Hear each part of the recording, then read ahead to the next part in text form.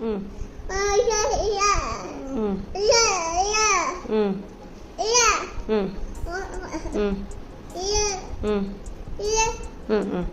Small said, I am Grimp and Grumpy.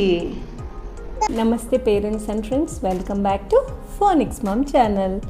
ఈరోజు topic వచ్చి నాకు వచ్చిన కమెంట్స్లో వన్ ఆఫ్ ద కమెంట్, నేను ఫస్ట్ కూడా చెప్పాను, అసలు ఫోనిక్స్ అనేటివి ఎందుకు ఇంపార్టెంటా మనకున్నాయా అని సేమ్ టాపిక్ మీద.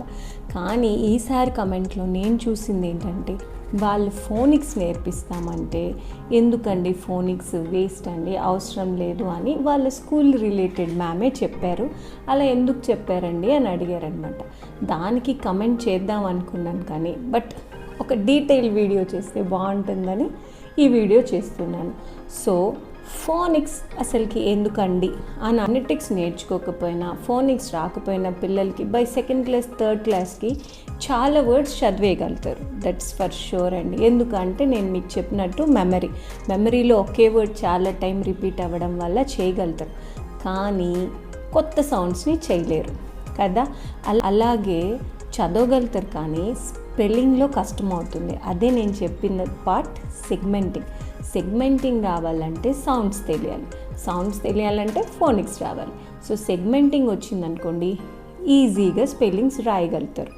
ఎగ్జాంపుల్, నేను నా ఓన్ ఇదిలో చూసింది ఏంటంటే, నా బేబీకి నేను మీకు చెప్పాను తనకి 5.5 years అని, తను ఏది ఇచ్చినా చదవగలుగుతుంది, అలాగే రాయగలుగుతుంది. అప్ టు 10 letter వర్డ్ని కూడా రాయగలుగుతుంది.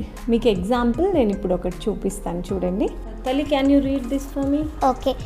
Baby tell the elephant loves to make her family happy and today she decides to be the most helpful little elephant there ever was.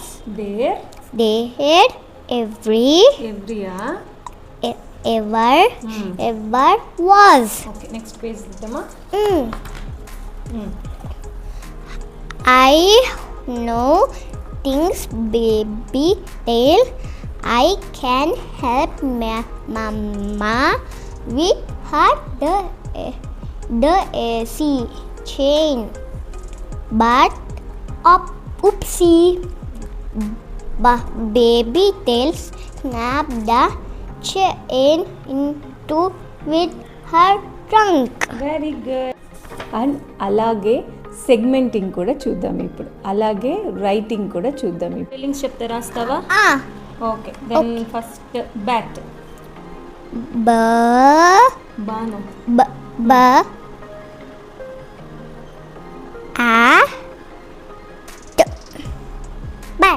Okay, next fig.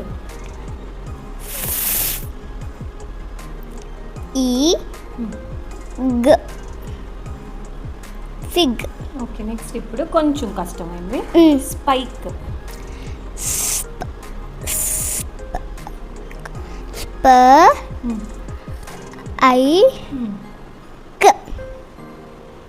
Spike. Okay, good. Magicy. Okay, magicy. Good. Next, just. Just.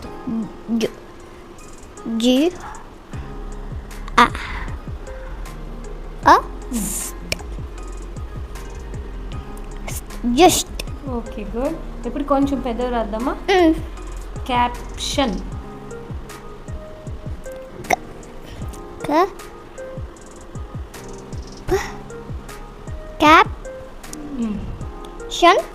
Caption.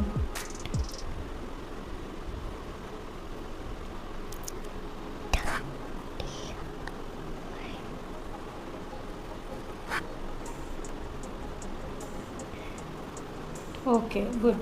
TION. Shun. Very good. Next, picture.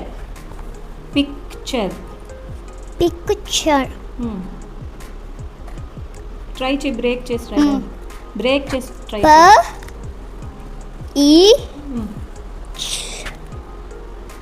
Picture.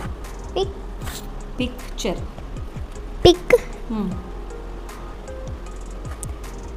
Picture.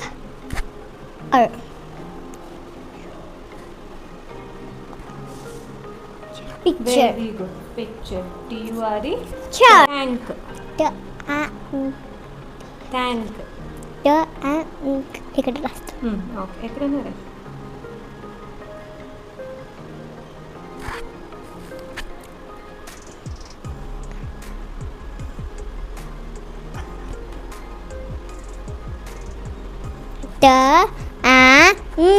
Tank. Very good. Next ఇప్పుడు కొంచెం 2 vowels వచ్చే sounds రాద్దాం. Okay.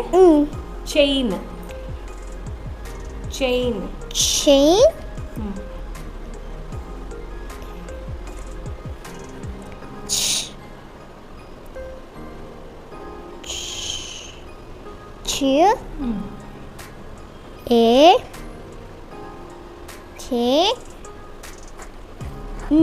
Chain. Very good. Okay, next ఇప్పుడు వచ్చి point. Orange. Point.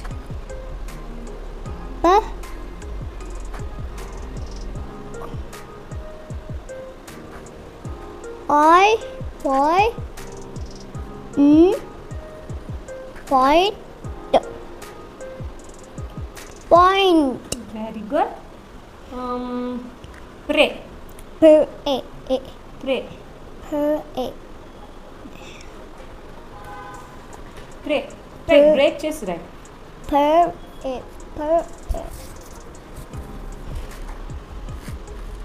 కొంచెం దూరం రాయాలమ్మా, పక్కకి అంతా ఒకేలా రాయకూడదు. ఇక్కడ రాయి.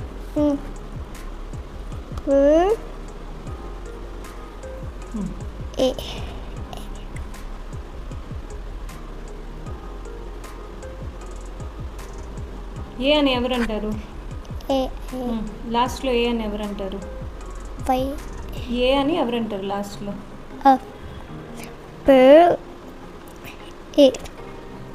ఏంటది? Very good. సో ఏ వైసెస్ ఏ లాస్ట్లో. టౌన్. నాకు తెలుసు. టౌన్.